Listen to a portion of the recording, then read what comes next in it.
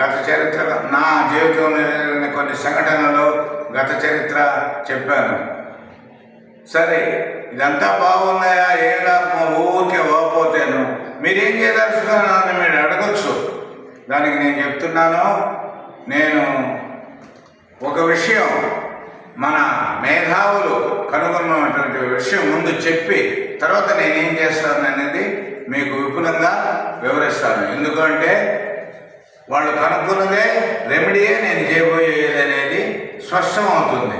కాబట్టి సోదరిమణులారా, ఒక్క విషయం ఏంటంటే, మనము పేదవాళ్ళుగా ఉన్నంత వరకు, మనము స్వయం సమృద్ధి సాధించినంత వరకు, మనం స్వతంత్ర ఆలోచనతో ఓటు వేయనంత వరకు మనం మన రాజ్యాన్ని స్థాపించుకోలేము. మన ఓట్లంతా కూడా వాళ్ళకు అమ్ముకుంటున్నాము, యామారి వేస్తున్నాము. ఇలా జరుగుతుంది కాబట్టి వాళ్ళ ప్రభుత్వాలు, ఎవరైనా ప్రభుత్వాలు అంటే ఆర్య బ్రాహ్మణులు, వాళ్ళను అనుసరించినటువంటి మన సోదరులైన మూలవాసులే కొంతమంది 10% వాళ్ళు ఒక 13% కలిసి మనల్నంతా మోసం చేస్తున్నారు. కాబట్టి ఇది తెలుసుకోవాలి. చారిత్రక సత్యాన్ని మనం గ్రహించకుండా, నిజాన్ని మనం తెలుసుకోకుండా మనము ముందుకు సాగలేము. అందువలన ఎందుకంటే భారతదేశం అభివృద్ధి చెందుతూ ఉంది, కానీ ప్రజలు పేదవాళ్ళుగా ఉన్నారు. కారణం ఏందని మన మూలవాసి మేధావులు రీసెర్చ్ చేసి ఆ రీసెర్చ్లో కనుగొన్నది ఇది. పాలకులు ఆర్య బ్రాహ్మణ వాళ్ళ తొత్తులో, పాలితులు మన మూలవాసులు అని. ఇప్పుడు మూలవాసులు సరే జనాభా 83% ఉన్నారని 87% ఉన్నారని చెప్పుకుంటున్నారు కదా. మరి 13% ఉన్న వాళ్ళు ఓట్లతో వాళ్ళు ఎట్ట గెలిచారు, మీరు ఎందుకు ఓడిపోయారని వాళ్ళు అడుగుతున్నారు. అది నిజమే, మనం ఉన్నాం, పేరుకు 83 మంది ఉన్నాం, కానీ 87 మంది కూడా ఒక ఐక్యతగా లేరు. ఆ కుల విభజన, ఆ చరిత్ర చెప్పాలంటే గంట పడుతుంది. ఆ చరిత్ర అంతా ఇప్పుడు పని లేదు. ఇంకొక మాట నేను చెప్తాను. ఆ విభజన చేసి వీళ్ళు కలయకుండా చూడాలని 1000 ఏళ్ల విజన్తో ఆర్య బ్రాహ్మణులు మనల్ని విడదీస్తున్నారు.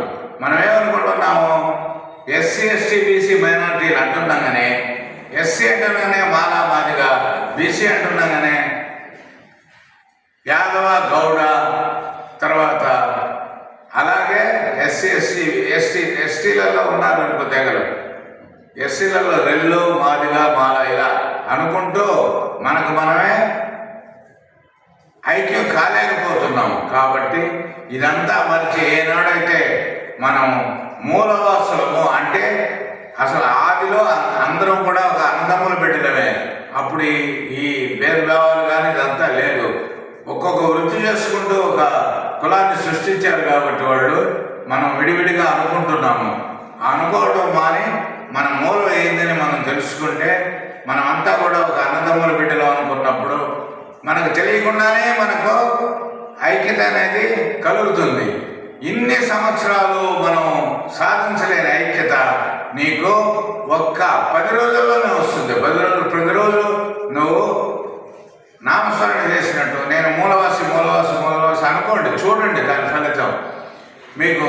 తర్వాత ఎవడు కనపడ్డా నీకు మీ అన్నదమ్ములు బిడ్డో, అక్క చెల్లెళ్ళు ఇట్లే కనపడతారు. కానీ ఎస్సీ ఎస్టీ బీసీ మైనారిటీస్ అక్కడ కనపడరు. ఏ రోజైతే అలా వస్తుందో ఆ రోజు మనకు భేదభావాలు పోతాయి, అందరూ కలిసి ఒకటిగా మనం ఇచ్చేస్తాం. సరే, ఇదే కాకుండా అసలు మెయిన్ హద్దులు ఏంటంటే పేదరికం వల్ల ప్రతి ఒక్కడూ మోతుబరి దగ్గర పోయి వాడి అవసరాలకు చేయించడం, వాడు ఇచ్చింది తీసుకోవడం.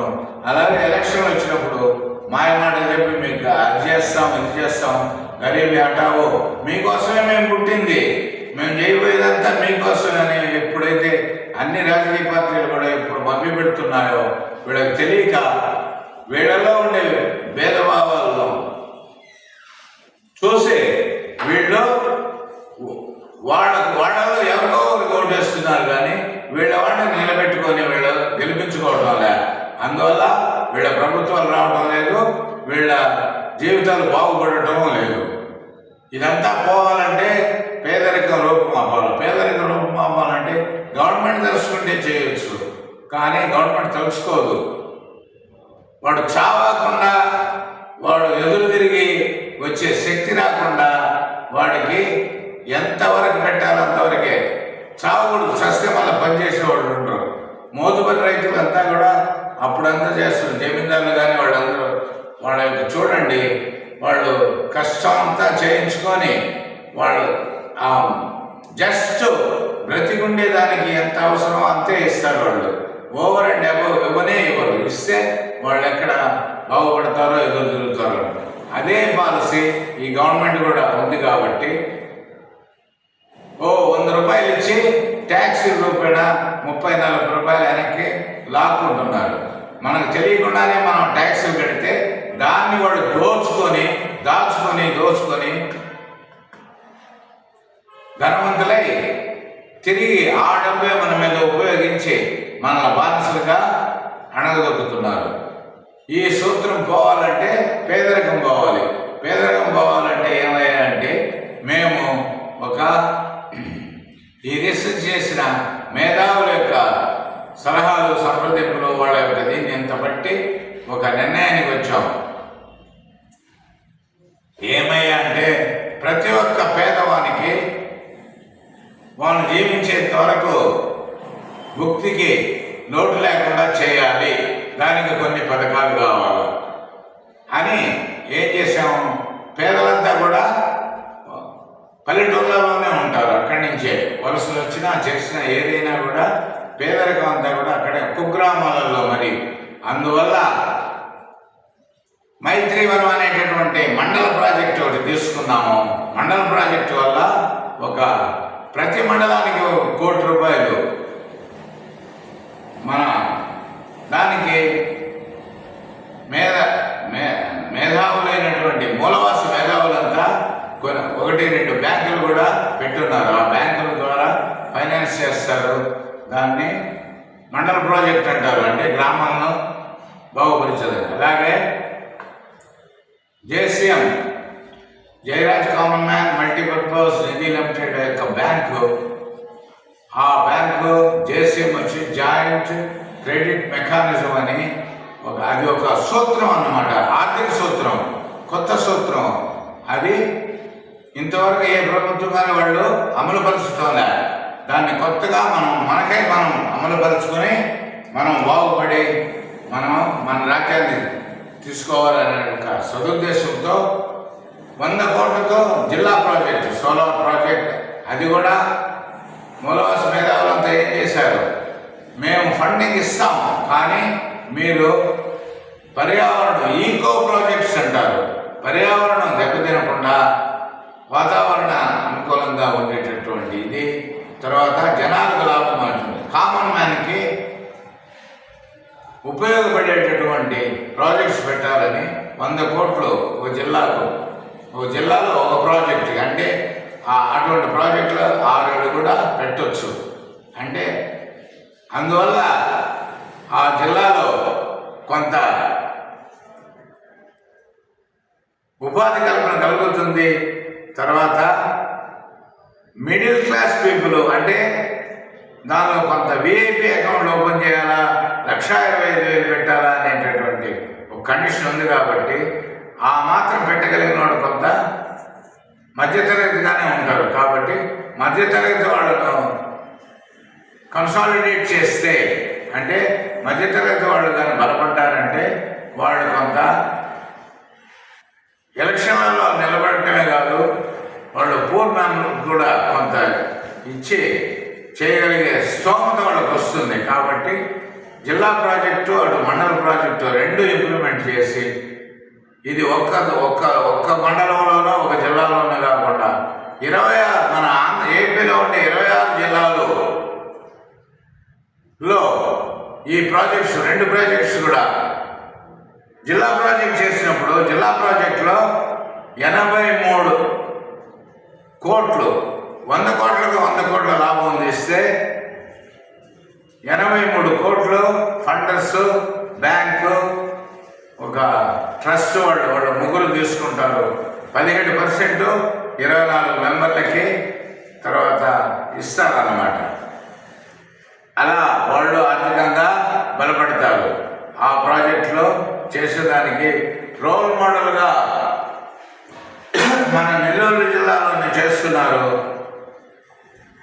ఎటువంటి ఆధారం కానీ ప్రూఫ్ కానీ మోడల్ ప్రాజెక్ట్ కానీ లేదు. కావున డబ్బుకిన ప్రతి ఒక వీళ్ళను 1,25,000 మీరు డిపాజిట్ కట్టండి అంటే వాళ్ళు కట్టరని ఎవరూ ముందుకు రాకుంటే ముందు మొట్టమొదట మన ప్రయత్నం అనేది మనం చేయాలి. అసాధ్యాన్ని సుసాధ్యం చేసినప్పుడే మనకు విజయం కలుగుతుంది. ఏదైనా ముందుకు పోవాలనే ఒక పట్టుదలతో, అది నా చిన్నప్పటి నుంచి నాకు ఉండే అలవాటే. ప్రతిదీ పట్టుదలతో సాధిస్తూ వచ్చా. కాబట్టి ఇది కూడా అలా చేస్తానని వాళ్ళకి చెప్పి నిరూపణ చేసి 28 మందిని ముందు చేరిస్తే కాదు, 24 కావాలంటే 28 మందిని చేర్చారు. స్టేట్ అంతా మా ఆనరబుల్ చైర్మన్ ఐజాక్ చిన్నా గారు స్టేట్లో నుంచి వివిధ జిల్లాల నుంచి రావాలంటే ప్రాజెక్టుకి కష్టం అవుతుంది. ఆ 24 మంది ఒకే జిల్లాలో ఉండేటట్టు చూస్తే వాళ్ళు చూసుకోగలరని ఒక సలహా ఇచ్చిన వల్ల ఆయన సలహా మేరకు మళ్ళా నెల్లూరులో చేయడానికి పూనుకొని తిరిగి 27 మంది నెల్లూరు వాసులను చేర్చగలిగాను. అది నిజంగా నాకెంతో గర్వకారణంగా ఉంది. దానికి కారణం కూడా మీరే. ఎందుకంటే మీరు సహకరించి నన్ను నమ్మి ఈయన మనకు మంచి చేస్తాడు అనే ఒక నమ్మకంతో మీరు నాతో చేతులు కలిగారు కాబట్టి నేను చేయగలిగాను. కాబట్టి మీ అందరికీ ధన్యవాదములు. మనము ఇలాగే ఆర్థిక అభివృద్ధి పొంది వచ్చే